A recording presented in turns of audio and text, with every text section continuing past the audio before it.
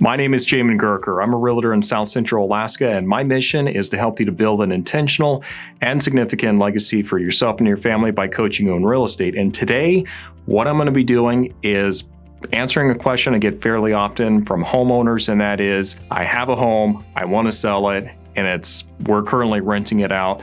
Can we sell it? So that's going to be the question that we're going to be answering today for you.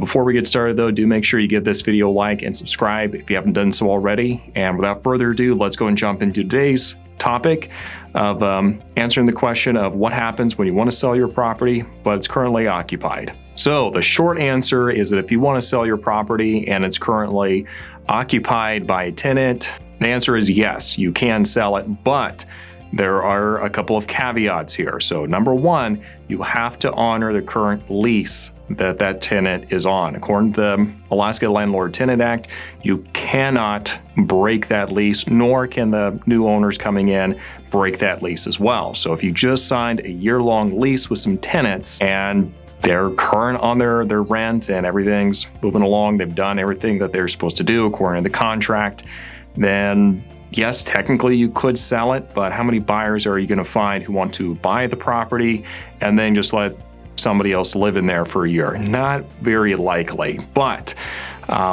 that's the first thing. Yes, you can technically. The second thing is you have to really take a little bit of a deeper dive and look into what the actual lease is that you have with them. And this is where I always tell sellers, hey, before we do anything else, send me a copy of your lease so I can actually look at it and know exactly what it is that it says. Because for a lot of people, I know people think they know what it says, and then you sit down, it's something completely different, or there's some caveat or something in there that's really different. So the first thing I'm going to be looking at is what term is this lease on? Is it month to month? Is it 6 month? Is it a 12-month lease? If it's expired, it's going to be going month to month at that point. And that's a lot easier to deal with. So when it's month to month, what that means is we have to give them minimum 30-day notice from the end of where the next lease period would be. So if we know that first of the month, we have to notify them, hey, 30 days from now, we're done and we're going to have these people moving in. That's a 30-day notice. So you can't just say, okay, next week, out of here. No, that's not how that works. So minimum 30-day notice, even if it is a month-to-month notice. If we're talking about a longer lease and you're just not renewing them, give them about a 30-day notice at least, just to let them know, hey, we're not renewing. That is a courteous thing to do, just so they can make other arrangements, preferably sooner if you can. Now, one option you might have, even if you do have a long lease set up already and you want to sell your property, this is where having a good relationship with your tenant is going to make a big difference, because you can actually approach them and say, hey, what if we essentially do a cash for keys arrangement where we say we will give you $5,000, $10,000, whatever amount it is, and you go find somewhere else and we just let you out of the lease, so you're not going to be paying, for those months, obviously, that you're not going to be here. For some tenants, that actually does really work. So just because it's a longer lease, don't give up. There are definitely some options to work around it. We just have to be creative. Now, one thing I would point out, if they are behind on their rent, that is completely different. Okay, if they are behind on their rent, they're defaulted, they have hit the point in their lease agreement where it says by this date of each month, if we don't have rent payment, then you will be considered in default. Then you've got a couple more options at that point. According to the Alaska Landlord-Tenant Act, you've got 7 days to issue them a 7-day notice to cure. So notice, again, we're not just saying, oh, they didn't pay, okay, get out. No. There's a correct legal way you have to do this. So 7-day notice to cure. Give them it written in physical writing, paper on the door. Okay, you can't just send them a text. You can't give them a phone call.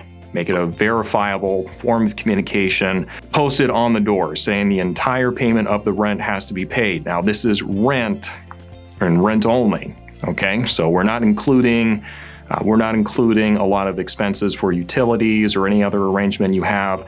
Just pure rent. Okay, that has to be cured. And if they come back and they pay it within that 7-day period, they get a stay.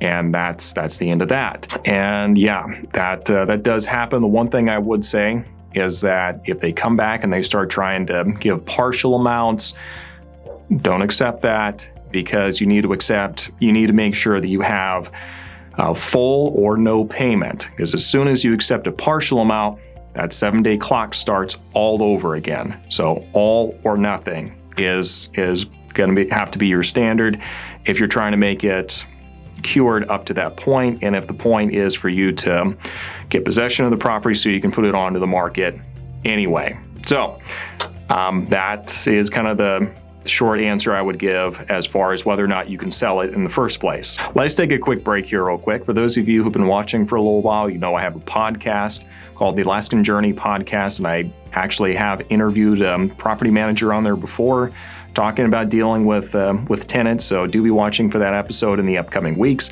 And also, I'm going to be teaching a seller seminar April 2nd, 3 p.m. 3 p.m. It's going to be online. So if you are considering getting your property on the market, but you don't want somebody going through your property just yet, that might be a great option for you to get a lot of your answers to your questions answered right now without having to physically sit down and meet with somebody. So do check that out in the description section down below. And let's go ahead and finish up today's video, talking specifically how now that we've decided we can sell the property, how do we proceed with getting it on the market and successfully sold? I don't know how common knowledge this is, but tenants can absolutely kill a real estate transaction if they decided that they want to. So you need to make sure you proceed in a way that is respectful and in a way that is going to be fair to the tenant, because like I said, if they get a bee up their bonnet and they decide that they are going to make the whole transaction go belly up, usually they can do that one way or the other. For those of you who are tenants who might be watching this, also remember, especially if you're in an apartment complex and somebody's trying to come in and purchase the property, you are essentially auditioning for who gets to keep their unit.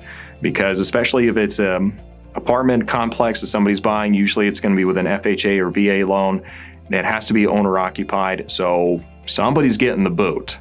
And if you're really being obstinate up front and being very difficult to work with, guess who's putting their best foot forward to get the slip to get out as soon as the new guy gets in. So that's a bit of advice I would pass on to you.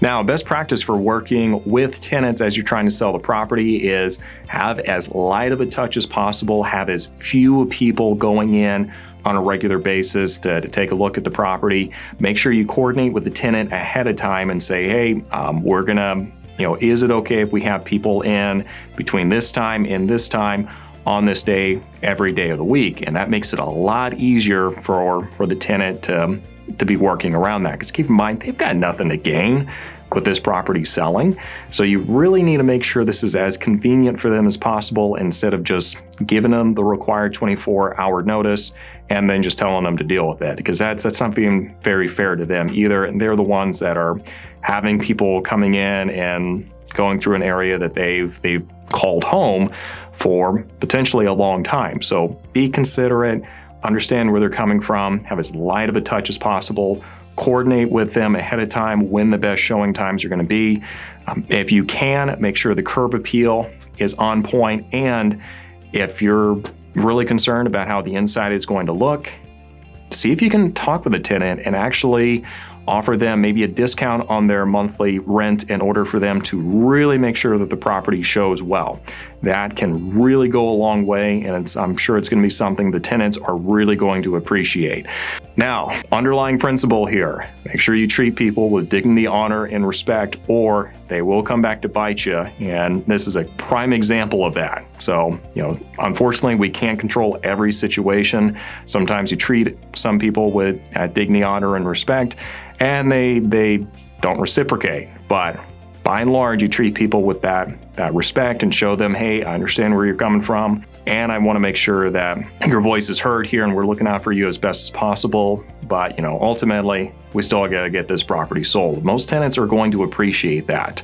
You just have to be upfront, honest, and show that you're going to be treating them with respect. So I sure hope this was useful. If it has, give this video a like. Thanks for watching. Make sure you check in next week for our next video.